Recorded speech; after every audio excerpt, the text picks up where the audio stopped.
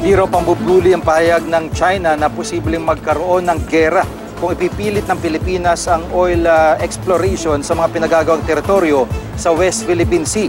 Diyan ang tingin ni Foreign Secretary Alan Peter Cayetano.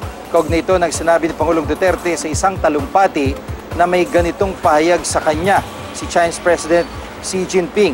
Ayon kay Cayetano, hindi naman daw pinagbabantaan ng Chinese President si Pangulong Duterte. Pinag-usapan daw ng dalawang leader kung paano may iwasan ang mga maling hakbang sa issue ng West Philippine Sea.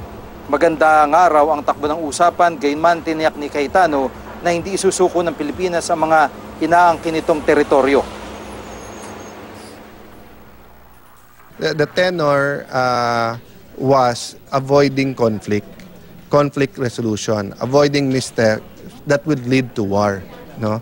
So the President was responding to criticisms that were mounting the last few days, but it wasn't bullying. In favor of the concurrence of Senate. Para naman kay Senador Francis Pangilinan na presidente ng Liberal Party, dapat maghain ng diplomatic protest ng Pilipinas laban sa China kasunod ng umano'y pagbabanta. Tingin din ni Senior Associate Justice Antonio Carpio na isa sa mga kumatawan sa Pilipinas sa International Arbitral Tribunal. Pwedeng mag-sponsor ng resolusyon ang Pilipinas sa UN General Assembly. Nakukundina sa banta ng China at igigiit na dapat sumunod ang China sa arbitral ruling. Ganito rin ang tingin ni dating DFA Secretary Albert Del Rosario. Dapat din daw pag-aralan muli ng Pilipinas ang posibilidad ng joint patrol sa Exclusive Economic Zone, katuwang ang Amerika at iba pang bansa.